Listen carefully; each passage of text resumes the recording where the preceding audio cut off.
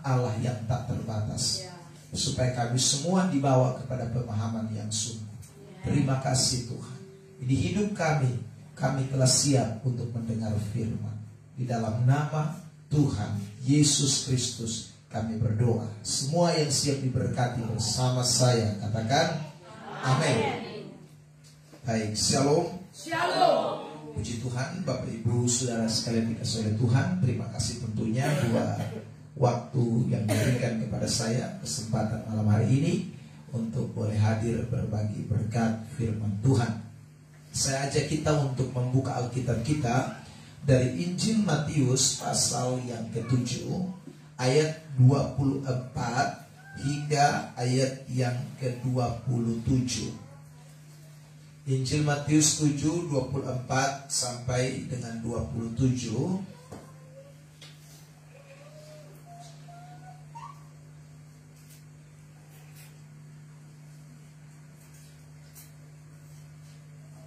Kita akan membacakan ayat-ayat ini secara bersahut-sahutan.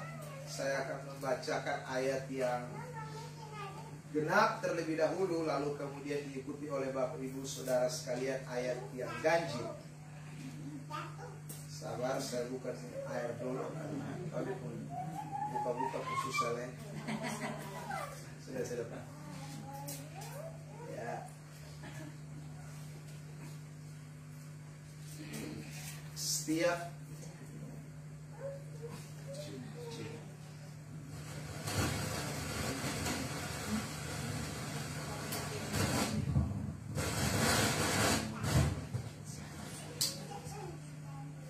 ayat 24. Setiap orang yang mendengar perkataanku ini dan melakukannya, ia sama dengan orang yang bijaksana yang mendirikan rumahnya di atas batu. Kemudian turunlah hujan dan datanglah banjir, lalu angin melanda rumah itu, tetapi rumah itu tidak rubuh sebab didirikan di atas batu. Tetapi setiap orang yang mendengar perkataanku ini dan tidak melakukannya, ia sama dengan orang yang bodoh yang mendirikan rumahnya di atas pasir. Kemudian turunlah hujan dan datanglah banjir, lalu angin melanda rumah itu, sehingga rubuhlah rumah itu dan hebatlah kerusakannya. Baik Bapak Ibu Saudara yang terkasih di dalam Tuhan Yesus Kristus, dari pembacaan kita pada malam hari ini saya berikan tema yang akan kita sama-sama perhatikan adalah kunci supaya kuat di tengah badai. Ya, ini tema yang saya mau seberangkan buat kita. Bapak Ibu Saudara yang terkasih di dalam Tuhan, tentu ayat ini sering dikotbahkan. Ya, sering saudara dengarkan teks dari Matius 7 ayat 24 sampai dengan ayat yang ke-27 ini. Namun sekali lagi malam hari ini saya akan mengajak kita untuk belajar lagi, untuk mengingatkan kita supaya kita semakin lebih kuat lagi di tengah-tengah menghadapi situasi kehidupan, ya, badai kehidupan yang Tuhan izinkan terjadi di dalam hidup kita hari lepas hari. Kalau kita membaca ayat 24 sampai 27 ini, saudara, Yesus menyampaikannya saat Yesus sedang berkhotbah di bukit. Ya, jadi Yesus sedang berkhotbah di bukit, dan setelah itu dia menyampaikan banyak sekali pengajaran, mulai dari pasal yang ke-5 sampai dengan pasal yang ke-7 ayat yang ke-23, saudara. Lalu kemudian di pasal 7 ayat 24 dia menutup dengan ilustrasi, atau dia menutup dengan sebuah perumpamaan. Nah, saudara terkasih dalam Tuhan, di dalam berkhotbah, ya, hal seperti ini barang biasa. Jadi khotbah itu disampaikan bukan hanya saja berisi pengajaran-pengajaran, tetapi terkadang juga ada ilustrasi. Ilustrasi-ilustrasi itu dimaksudkan supaya para pendengar dapat meresponi apa yang ajaran-ajaran yang sudah disampaikan itu. Karena itu Yesus pun melakukan hal yang demikian. Waktu dia khotbah panjang sekali sampai di ayat yang ke-23 dari Matius pasal 7, dari pasal 5 itu, dia juga ingin supaya orang yang mendengarkan pengajaran yang panjang lebar itu tidak pulang dengan sia-sia, ya, tapi pulang dengan sungguh-sungguh mendapat maknanya atau meresponi apa yang dia sampaikan itu. Karena itulah Matius 7 ayat 24 sampai 27 itu boleh saya katakan ini altar call-nya Tuhan Yesus Kristus, ya. Dia ingin mengajak para audiens atau jemaat yang hadir dalam KKR-nya di bukit itu supaya menanggapi ajaran-ajaran yang dia sampaikan. Nah, untuk menanggapi itulah Yesus memberikan ilustrasi tentang dua macam dasar atau dua macam fondasi. Ada fondasi yang diibaratkan seperti batu, ada fondasi yang diibaratkan atau diilustrasikan seperti pasir. Jadi saudara terkasih dalam Tuhan, dikatakan tadi dalam ayat yang ke-24, ilustrasi yang pertama itu, kalau orang itu disebut orang bijak, maka dia akan memilih ilustrasi yang pertama itu, yaitu mendirikan rumahnya di atas batu. Ya saudara, mendirikan rumahnya di atas batu. Lalu kalau orang itu adalah orang bodoh, maka dia akan ada pada posisi ilustrasi yang kedua, yaitu mendirikan rumahnya di atas pasir.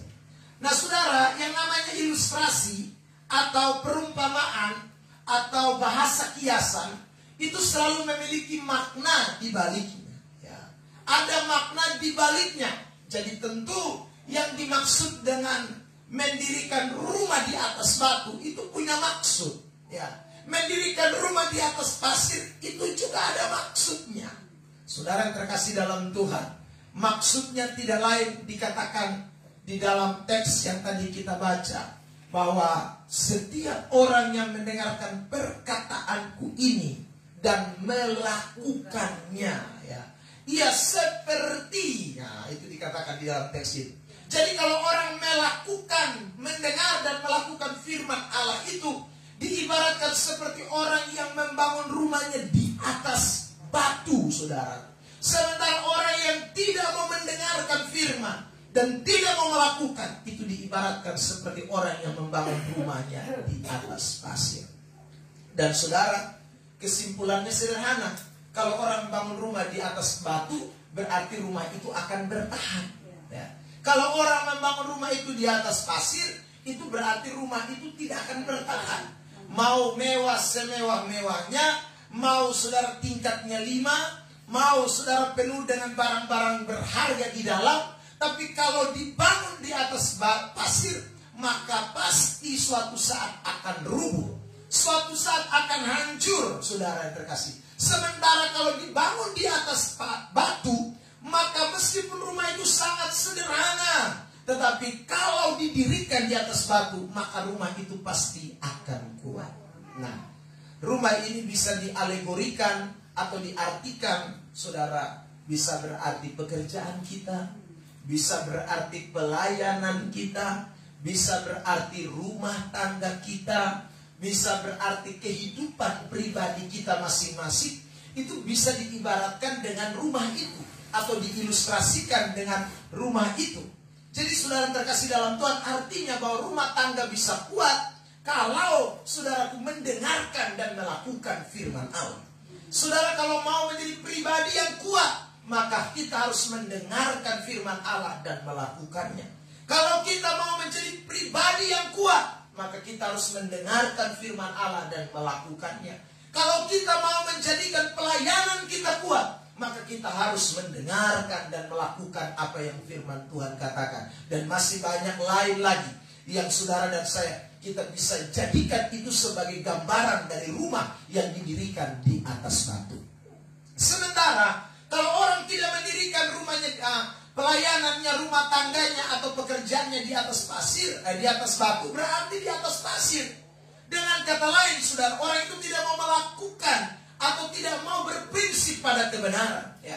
Pelayanannya tidak berprinsip pada kebenaran, rumah tangganya tidak berprinsip pada kebenaran, pekerjaannya tidak berprinsip pada kebenaran, semua kegiatan-kegiatan yang dia lakukan tidak berprinsip pada kebenaran, maka pasti akan hancur.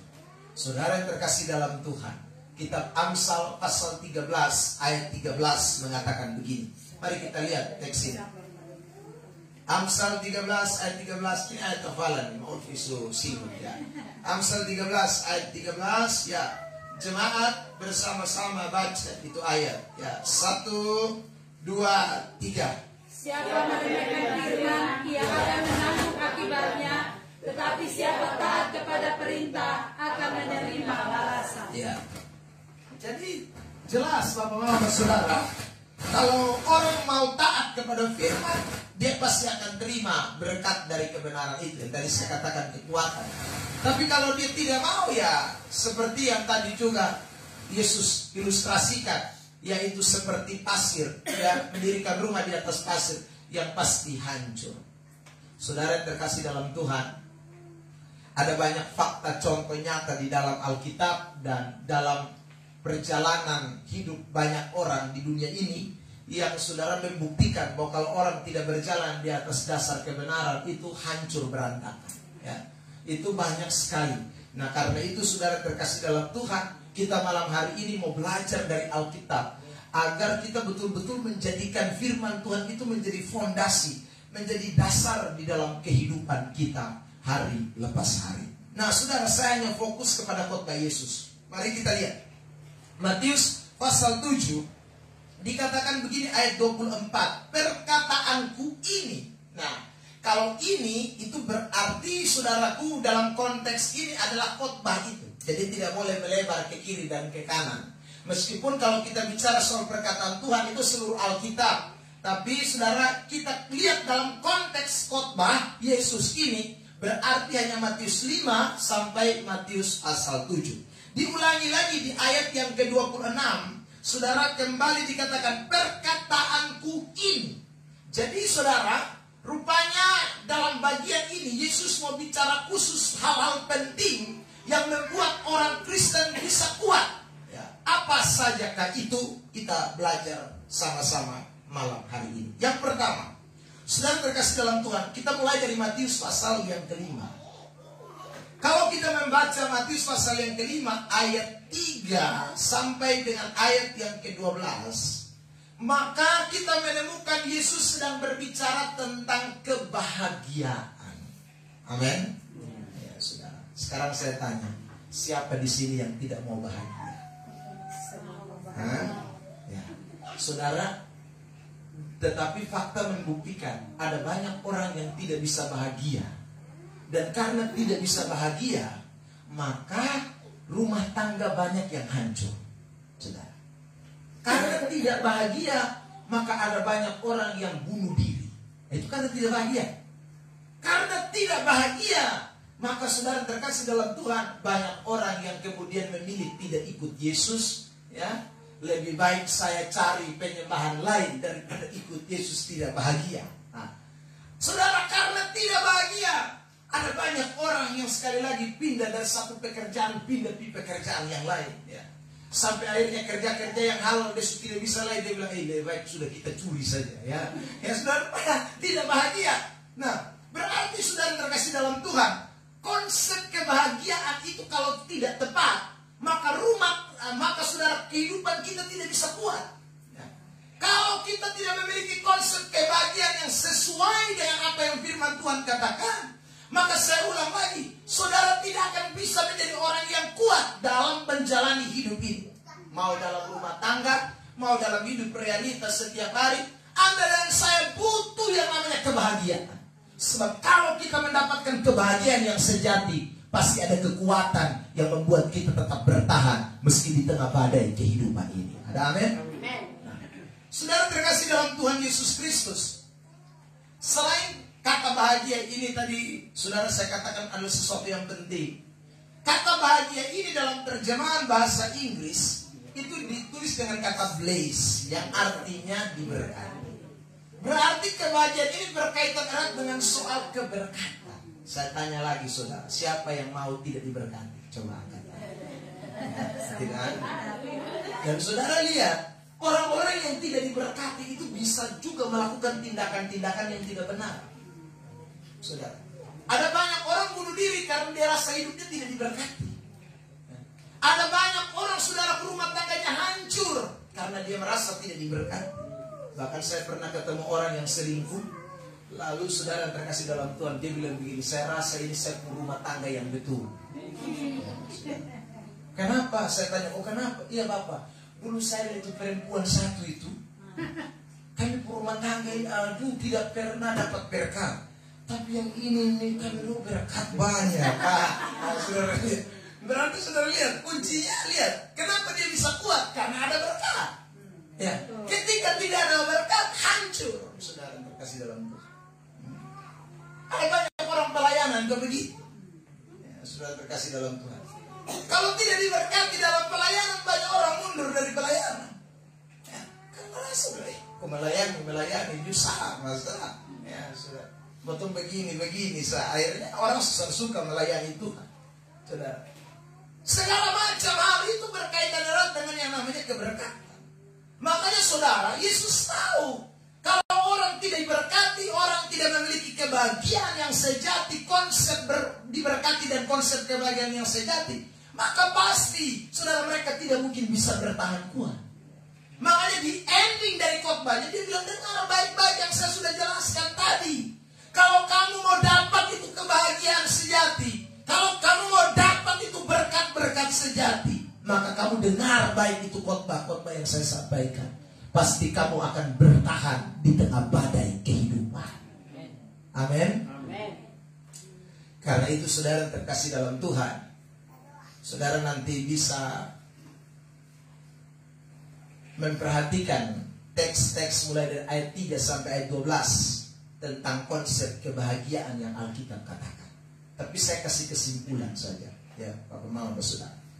Kalau kita perhatikan mulai ayat yang ketiga, dikatakan begini, miskin di hadapan Allah. Ya, lalu dikatakan lagi orang yang berduka cita akan dihibur. Lalu orang yang lemah lembut akan memiliki bumi. Orang yang lapar haus akan kebenaran akan dipuaskan. Orang yang murah hati akan beroleh kemurahan. Orang yang suci hati, dan seterusnya, bla bla bla sampai ayat 12, saudara. Maka kita menemukan di sini bahwa konsep kebahagiaan Kristus atau konsep kebahagiaan Alkitab yang Alkitab ajarkan kepada kita, atau konsep keberkatan yang Alkitab ajarkan kepada saudara dan saya, itu tidak seperti yang diajarkan oleh dunia. Itu berseberangan dengan apa yang diajarkan oleh dunia. Nah, anak-anak Tuhan banyak sekali, saudaraku, orang-orang di dunia ini atau di dalam kekristenan yang seringkali menggunakan konsep kebahagiaan dunia untuk saudaraku hidup dalam perjalanan sebuah kehidupannya. Entah itu rumah tangganya, entah itu saudaraku pekerjaannya, entah itu pelayanannya. Mereka tidak menggunakan konsep kebahagiaan Alkitab, tapi menggunakan konsep kebahagiaan dunia. Itu akhirnya saudaraku pada ujung-ujungnya mereka tidak menemukan kebahagiaan sejati. Kasih dalam Tuhan. Contoh, ya, orang dunia bilang kalau banyak uang bahagia, ya, saudara. Tapi fakta membuktikan bahwa uang tidak bisa kasih kebahagiaan sejati. Orang dunia punya konsep kebahagiaan, saudara terkasih dalam Tuhan, apalagi ya. Oh, kalau kita 1 bulan 1 kali rekreasi ke luar negeri, wah itu kita bahagia. Ya, saudara, ya. Jangan cuma pipa tetelis, ya, ke luar negeri, ya, itu baru bahagia. Saudara. Itu konsep pikiran dunia. Oh, orang dunia punya konsep lagi, saudara terkasih dalam Tuhan. Oh, kalau kamu mau bahagia, berarti kamu harus cari dong pekerjaan yang pokoknya tambah hari itu tambah bagus, naik pangkat, naik jabatan, naik kedudukan, tambah bagus posisinya. Oh, kamu pasti bahagia, saudara terkasih. Kamu pasti diberkati. Itu konsep dunia. Saudara, kalau kita pakai di konsep dunia dalam kehidupan kita, maka Saudara terkasih dalam Tuhan, Anda tidak akan bisa menemukan kebahagiaan yang sejati. Karena Alkitab sudah berkata bahwa saudaraku, semakin kita mengejar uang, itu saudara terkasih dalam Tuhan, kita tidak akan pernah puas. Semakin kita mencari sesuatu yang ada di dalam dunia ini, saudara, semakin kita tidak akan pernah puas. Makanya ada istilah dunia hego treadmill. Ya, saudara. Jadi kalau manusia itu tambah suka sesuatu itu semacam itu barang itu tambah naik. Ya. Contohnya begini, saudara. Kalau Anda punya gaji 1 juta, saudara terkasih dalam Tuhan, Anda akan bilang, 1 juta ini kurang. Sehingga harus 2 juta. Nanti sudah 2 juta, Anda mikir kurang 2 juta. Mesti 3 juta. Itu hebat triknya. Saudara, soalnya motor 1 gitu. Motor 1 kurang. Kita lagi bini, ini akan mana? Mesti 2. Ya, nanti 2, kurang lagi. Anak-anak dong, apa? Ya, saudara. Pokoknya manusia serba kurang. Kita bangun rumah juga itu. Sekarang, kamar sudah 2, 3. Ya, saudara, kita kurang. Tamu datang mau tidur di mana?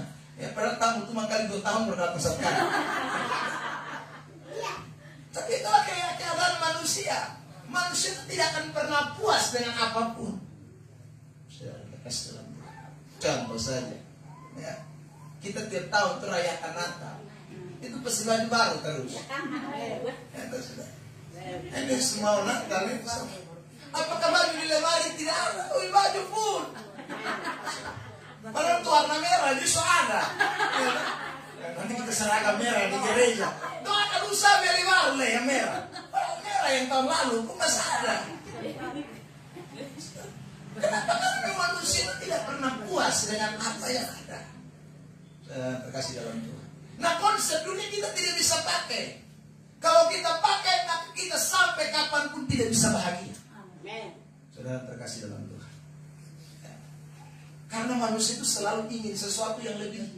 Sesuatu yang lebih. Sesuatu yang lebih. Makanya saudara terkasih dalam Tuhan, ayat-ayat yang tadi kita baca, Matius pasal 5 ayat 3, itu Tuhan bicara soal konsep kebahagiaan sejati yang tidak bicara seperti yang dunia bicara, ya. Tapi Tuhan mengarahkan kepada sesuatu fokus yang betul-betul rohani, seperti dia bilang miskin di hadapan Allah, ya. Dia bilang murah hati, ya. Dia bilang haus dan lapar akan kebenaran. Itu sesuatu yang tidak bisa dideskripsikan secara duniawi. Itu hanya bisa dideskripsikan secara rohani, Pak Mama Saudara. Kalau kita mau mengalami kebahagiaan, itulah yang kita deskripsikan dalam kehidupan kita. Itu yang kita mesti lakukan di dalam hidup kita. Maka saudara pasti akan mengalami yang namanya kebahagiaan sejati. Saudara terkasih dalam Tuhan.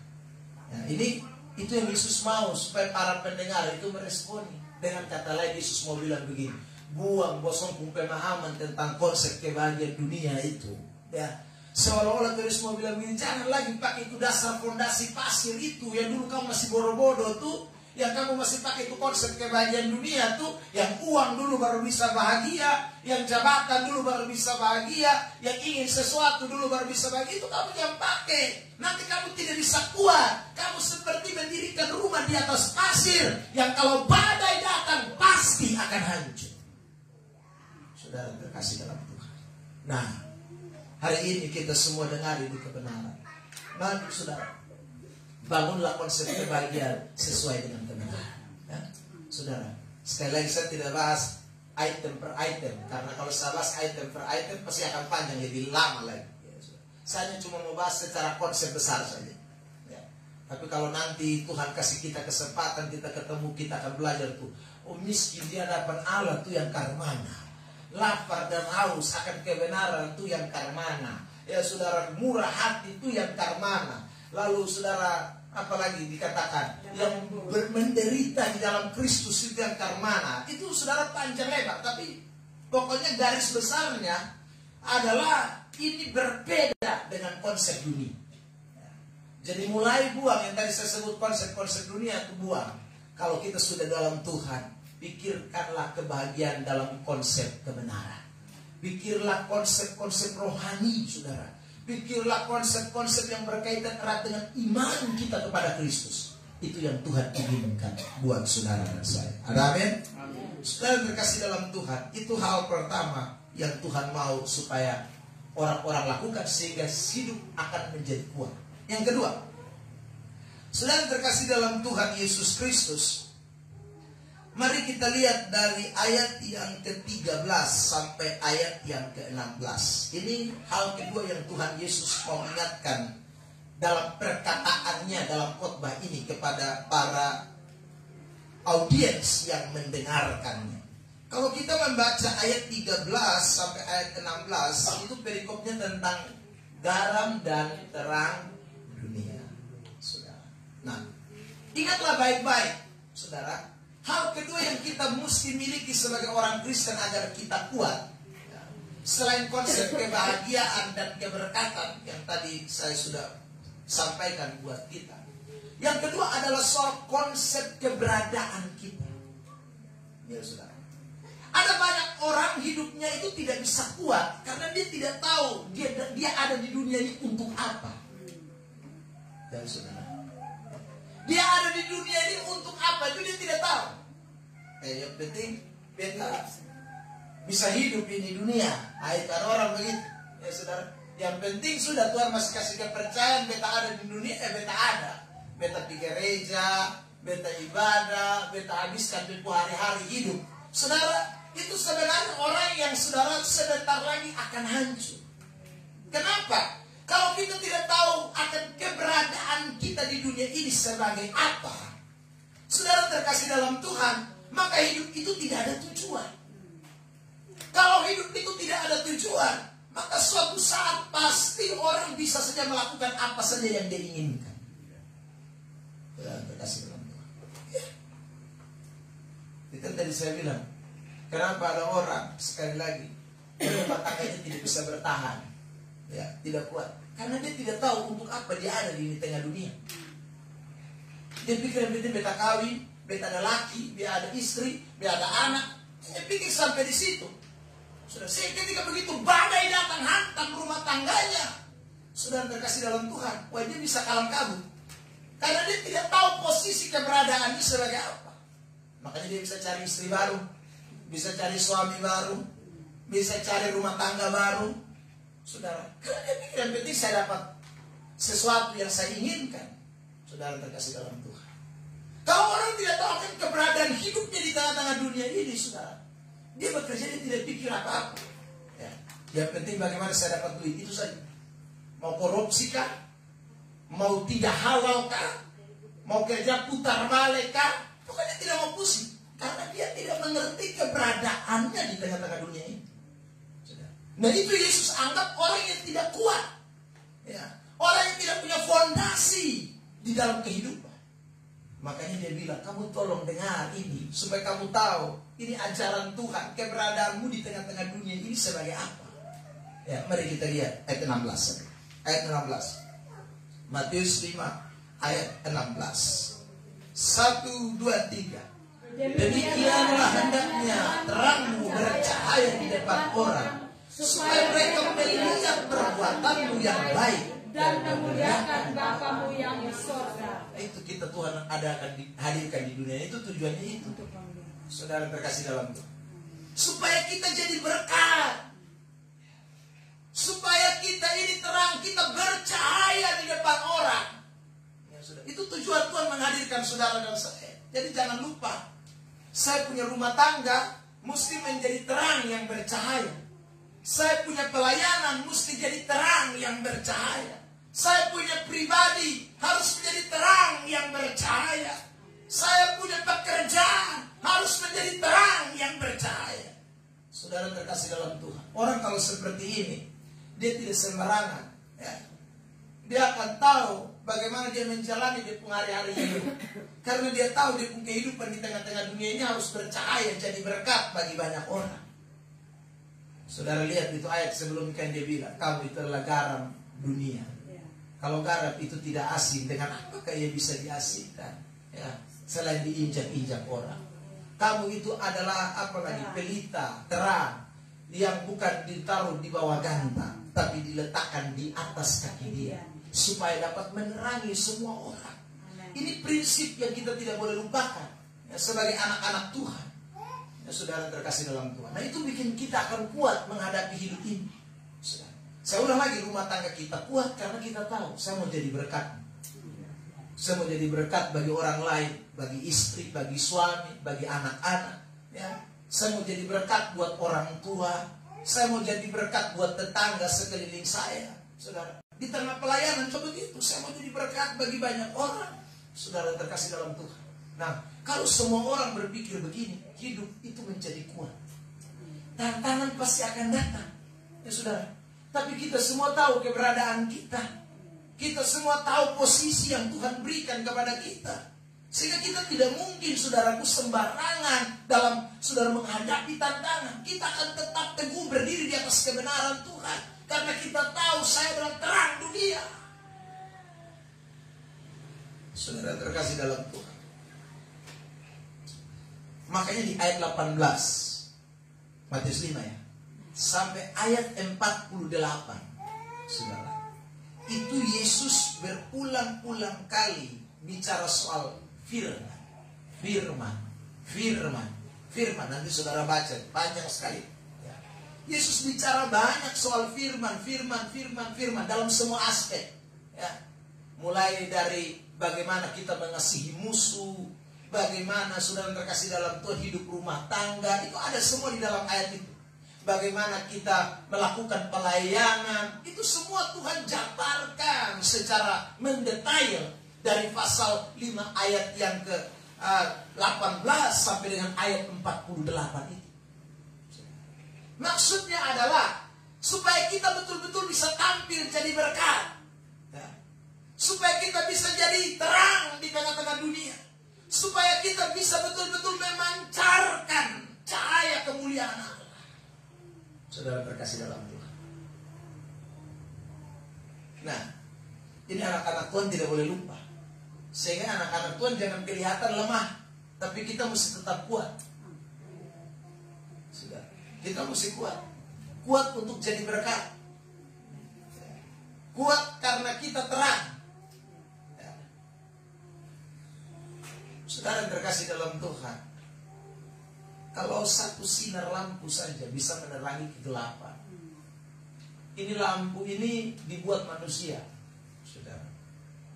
Tetapi kata terang yang kita lihat di dalam teks Alkitab itu dipakai kata pos dalam bahasa Yunani. Itu artinya, saudara, sumber dari terang. Atau dalam bahasa Inggrisnya dibilang heaven light atau cahaya surga. Saudara, lampu yang bisa putus ini saya bisa kasih terang gelap. Apalagi ini heaven light, cahaya surga yang buat saudara terang. Itu tidak bisa padam oleh apapun. Itu tidak bisa dipadamkan oleh badai seperti apapun. Angin sekencang apapun tidak bisa memadamkan heavenly light. Saudara terkasih dalam Tuhan.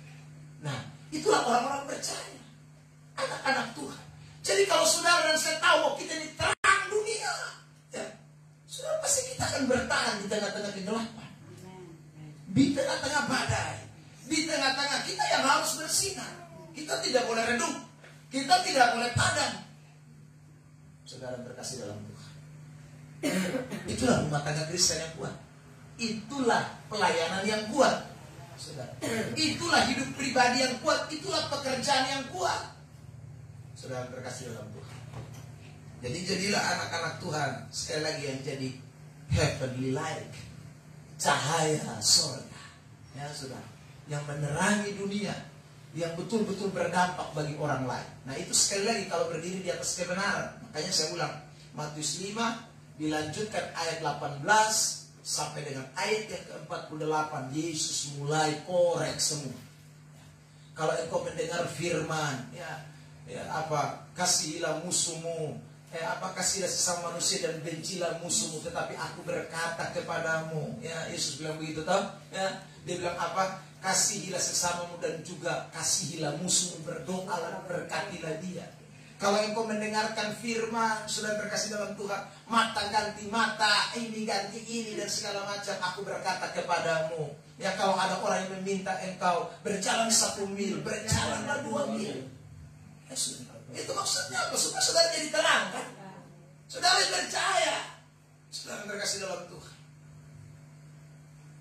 Kalau ada orang berkata, sekali lagi dikatakan apa? Bersinah, tapi aku berkata kepadamu, barang siapa yang melihat seseorang yang menginginkan dalam hatinya, dia sudah berbuat zina. Maksudnya apa? Supaya kita jadi terang. Saudara terkasih dalam Tuhan. Nah, ini kita tidak boleh lupa. Karena itu ingatlah baik-baik. Konsep yang kedua yang kita harus tahu dalam hidup kita supaya kuat. Satu, ingat kebahagiaan dan keberkatan. Itu harus sesuai firman. Yang kedua, keberadaan hidup kita sebagai terang Kristus. Kalau kita tahu itu dalam hidup kita, sekali lagi hidup kita pasti akan kuat sampai kapanpun. Yang ketiga, Bapak Ibu Saudara terkasih dalam Tuhan Yesus Kristus, perkataan ini yang Yesus maksudkan yang ketiga adalah mulai dari ayat yang ke-24. Saudara terkasih dalam Tuhan. Ya. Matius pasal yang ke-6. Ya, Saudara, ayat yang pertama. Matius pasal 6 ayat pertama sampai ayat 33. Tadi Matius pasal 5. Sekarang Matius pasal 6 ayat pertama sampai dengan ayat yang ke-33. Ini bagian terakhir yang Tuhan mau ingatkan kepada mereka. Kalau kita belajar Matius 6 seterusnya sampai dengan ayat 33, itu Yesus bicara banyak hal. Hal berdoa, hal memberi sedekah, hal berpuasa, hal mengumpulkan harta dan jangan khawatir, hal pengampunan doa, dan banyak sekali hal-hal yang lain. Saudara, tapi kalau saya berikan kesimpulan saja, hal memberi sedekah, hal berdoa, hal berpuasa, ini bicara semua tentang sesuatu yang religius atau yang berkaitan erat dengan spiritual, rohani kita. Saudara terkasih dalam Tuhan. Atau lebih tepatnya adalah hubungan vertikal, hubungan dengan Kristus, hubungan dengan Tuhan. Saudara yang terkasih dalam Tuhan Yesus Kristus itu menjadi penting. Makanya kenapa Yesus tegur?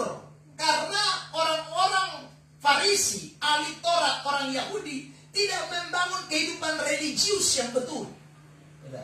Mereka hanya membangun sebuah hubungan horizontal, bukan hubungan vertikal. Waktu mereka memberi sedekah supaya orang lihat, bukan Tuhan lihat. Waktu mereka berdoa supaya orang lihat, bukan Tuhan lihat. Waktu mereka berpuasa supaya orang lihat, bukan Tuhan lihat. Saudara, jadi mereka sudah salah konsep. Saudara terkasih dalam Tuhan. Dan itu membuat hidup kerohanian mereka tidak kuat. Saudara terkasih dalam Tuhan, tidak kuat. Nah, karena itu ditutup dari khotbah Yesus. Saya ulang lagi, Matius 27 ayat 24 sampai 27. Yesus mau supaya orang-orang mendengarkan ini kebenaran, meresponinya, menindaklanjuti, supaya tahu bahwa hidup yang membuat kita bisa kuat di dalam Tuhan itu kalau kita bukan membangun saja hubungan horizontal, tetapi membangun hubungan vertikal. Karena kekuatan kita itu datang dari atas. Saudara, kekuatan kita itu datang dari Tuhan, bukan datang dari dulu dunia ini. Saudara punya hubungan baik dengan orang semua di dunia ini, tapi kalau saudara punya hubungan dengan Tuhan tidak beres, saudara bahaya. Saudara terkasih dalam Tuhan. Makanya betapa pentingnya Kristus berbicara soal religius. Hubungan dengan Tuhan itu menjadi sesuatu yang penting sekali. Makanya Bapak saudara, jangan lupa kotong ibadah, kotong rajin gereja, kotong melakukan semua kegiatan-kegiatan, harus ingat sentralnya jangan sampai tidak ke atas. Sebab kalau kita tidak sentralnya ke atas, kita lakukan semua, akhirnya kita sendiri lemah. Kita tidak bisa kuat nanti kalau badai datang, kalau angin datang, kalau masalah datang, tantangan datang. Karena kita tidak memiliki kekuatan dari atas, kekuatan rohani, kekuatan yang datang dari Tuhan, kita tidak miliki. Karena selama ini kita membangun hubungan horizontal doang. tanpa memperhatikan hubungan vertikal yang memberikan kekuatan buat kita sekalian. Ini betapa sangat tragis, saudara. Makanya saudara, ada orang-orang yang tanpa memperhatikan hubungan vertikal itu bahaya. Kelihatannya rajin pelayanan, tapi akhirnya kita lihat, kenapa hancur dia? Kenapa kok dia sebegini? Kenapa kok dia sebegitu? Karena sudah lihat, ketika melakukan hanya secara horizontal tanpa hubungan vertikal, kita tidak memiliki kekuatan apa. Saya mau kutip satu ayat, Yesaya pasal 40, ya saudara, ayat 31. Mari kita bacain ayat ya. Yesaya pasal 40 ayat 31. Saya 40 ayat 31. Sudah temukan? Katakan amin. Amin. Ya, dalam hitungan ketiga dibacakan jemaat. 1, 2, 3. Tetapi orang-orang yang menanti-nantikan Tuhan mendapat kekuatan baru. Mereka seumpama raja-wali yang naik terbang dengan kekuatan sayapnya. Mereka berlari dan tidak menjadi lesu. Mereka berjalan dan tidak menjadi lelah. Ayat 29. Dia memberi kekuatan kepada yang lemah dan menambah semangat kepada yang tiada berdaya. Saudara, itu. Jadi kalau kita punya hubungan dengan Tuhan, itu pasti ada kekuatan. Saudara. Tapi kalau saudara tidak membangun relationship atau keintiman hubungan dengan Tuhan, saudara terkasih dalam Tuhan, itu tidak akan memberikan kekuatan kepada kita. Makanya kalau saudara baca di ayat 30, dia bilang begini, orang-orang muda menjadi lelah dan lesu, teruna-teruna jatuh tersaduk. Hanya orang-orang yang menanti-nantikan Tuhan, itu berarti punya hubungan religius dengan Tuhan. Makanya Matius pasal 6 ayat yang ke-33, Yesus berkata begini, carilah dahulu kerajaan Allah. Amin. Jadi saudara, Yesus menekankan soal kerajaan Allah. Yesus menekankan soal kebenaran dan kerajaan. Itu bicara soal sorga, bicara soal hubungan dengan vertikal, bukan hubungan horizontal. Jadi jangan cuma bicara soal hubungan horizontal. Saya datang ibadat supaya saya dapat berkat, itu horizontal. Saya datang ibadat supaya saya dapat teman banyak, itu horizontal. Bukan salah, baik saudara. Tapi itu tidak memberikan kekuatan religius kepada kita, tidak memberi kekuatan supranatural buat kita, tidak memberi kekuatan batinia buat saudara dan saya, itu tidak ada.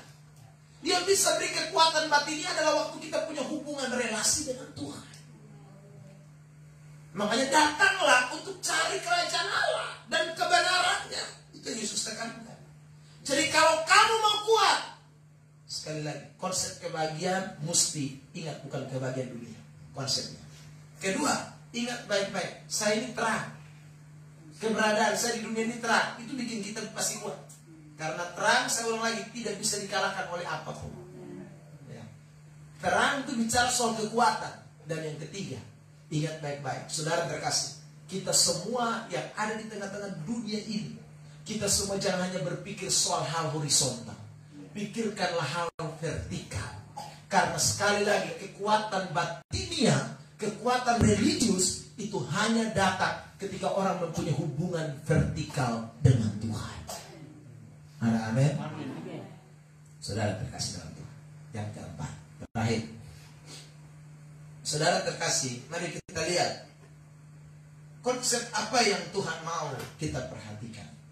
Perhatikan di pasal 7 ayat 1 ya, seterusnya sampai ayat 23.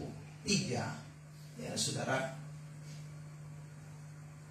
kalau kita memperhatikan khotbah Yesus ini, Yesus bicara soal jangan menghakimi, ya toh? Lalu kemudian Yesus bilang jangan buang mutiara, hal yang kudus kepada babi. Ya. Lalu kemudian Yesus masuk soal pengajaran, pengabulan doa, lalu kemudian apalagi pengajaran benar. Ya. tentang hal-hal waspada terhadap nabi-nabi palsu. Itu Yesus sampaikan di pasal 7, saudara terkasih dalam Tuhan. Nah, saya kasih kesimpulan saja bahwa ayat-ayat yang Yesus sampaikan ini bicara bahwa dalam hidup ini pasti ada yang namanya musuh, ada yang namanya tantangan. Ya. Kita tidak bisa pungkiri itu. Ya. Itu realita, itu fakta dalam kehidupan ini. Kita tidak hidup personal, kita tidak hidup seorang diri. Tapi kita hidup ini banyak orang. Saudara terkasih dalam Tuhan. Dan pasti kita akan berjumpa dengan banyak sekali tantangan. Nah, waktu kita menghadapi tantangan itu sikap kita menentukan.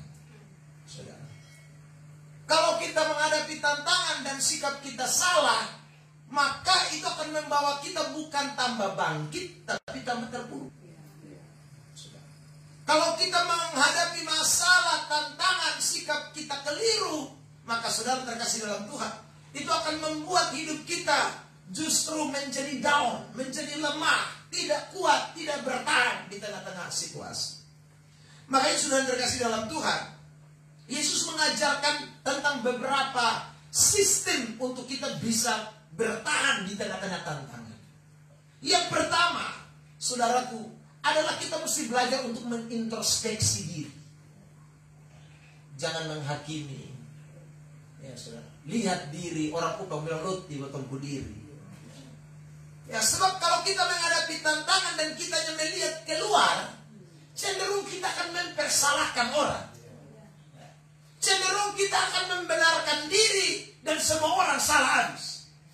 Makanya Yesus bilang jangan menghakimi, lihat dulu selumbar di matamu sendiri, baru lihat balok di mata orang lain. Saudara terkasih dalam Tuhan, selumbar di apa? Mata orang lain, balok di mata sendiri, saudara lihat melihat selumbar di mata orang lain. Saudara terkasih dalam Tuhan, karena begini, cenderung kalau orang hadapi masalah, saya ketemu, kenapa lu begini? Bapak, dia tuh, lihat tuh, ada seluruh lupa lihat di diri dulu. Tapi lihat di orang lain, saudara. Itu bikin kita justru tadi saya katakan lemah, down, saudara. Kita tidak mengintrospeksi diri kita. Seharusnya waktu kita diperhadapkan dengan situasi yang sulit, situasi yang sukar, itu mengajar kita untuk memperhatikan pribadi kita kembali. Waktu kita memperhatikan kita pun pribadi kembali, maka kita akan beroleh kekuatan. Termasuk ini mic terganggu, ini kita juga belajar untuk lihat. Saudara terkasih dalam Tuhan. Ya. Yang kedua, Yesus ajarkan kepada kita kalau kita menghadapi masalah adalah saudara belajar untuk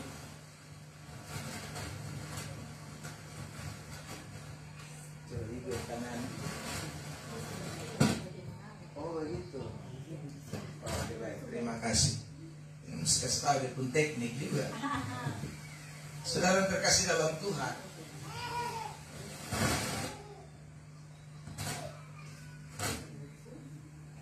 untuk menghadapi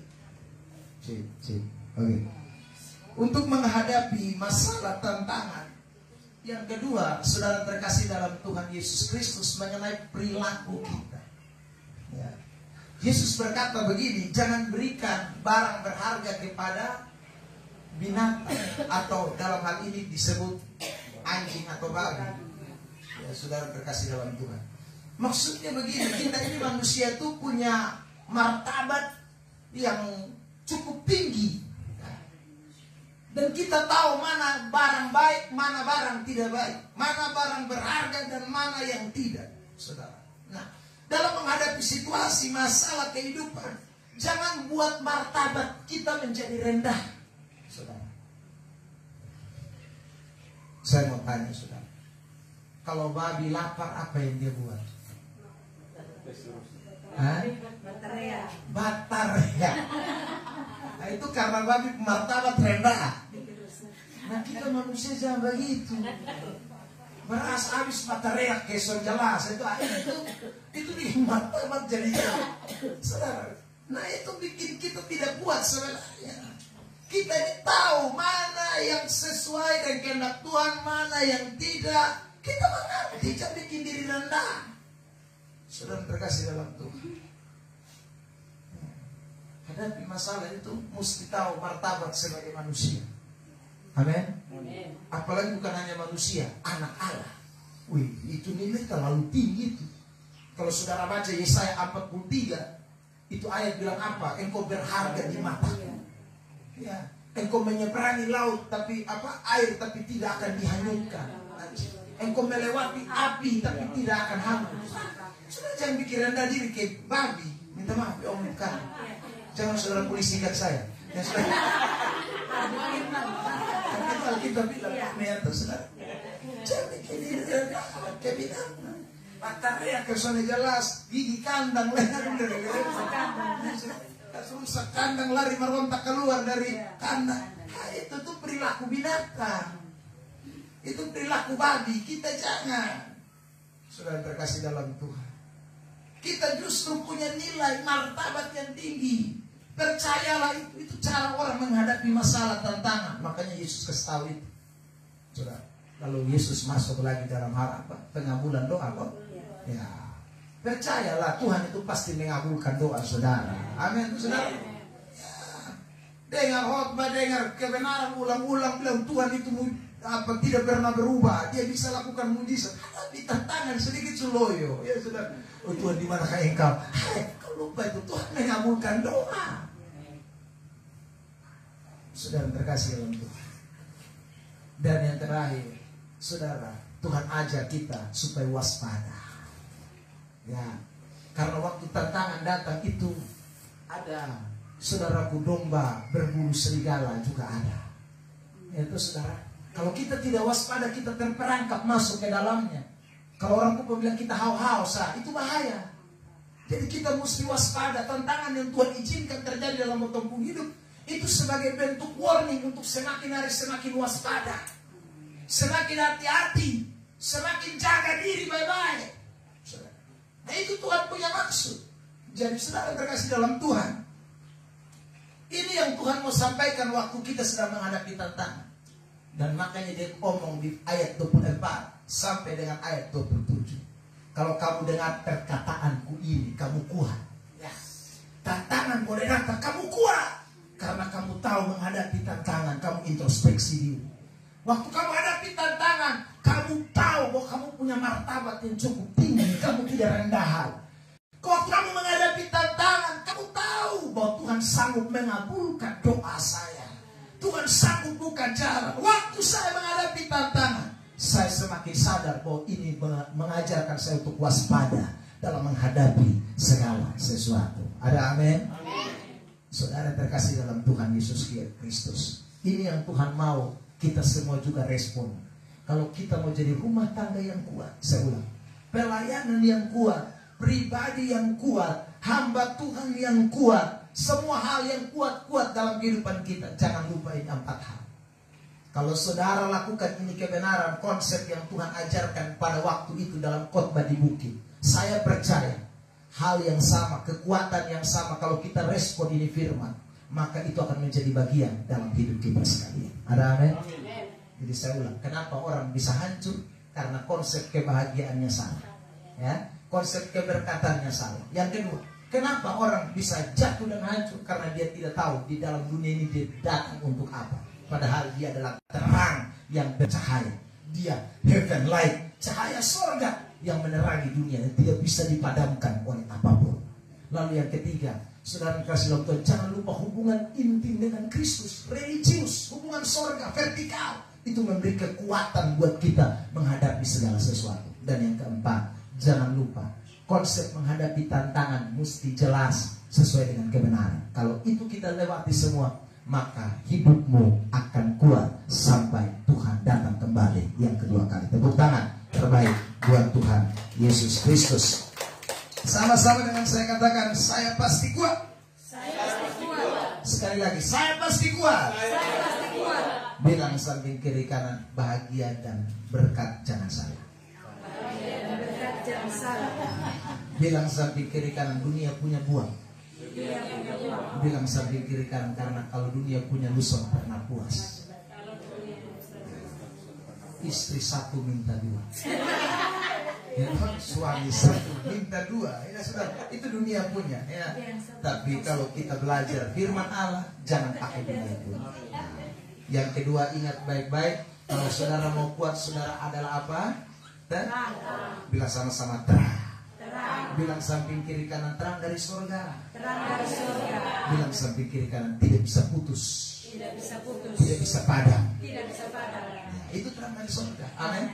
Mesti menang. Lalu yang ketiga, kita bilang sama-sama apa? Yang ketiga tadi, hubungan dengan Tuhan. Jangan lupa itu. Sama-sama katakan hubungan dengan Tuhan. Bilang samping kiri kanan, lu dia beta baik. Tapi kalau di atas sore baik, lu rubuh.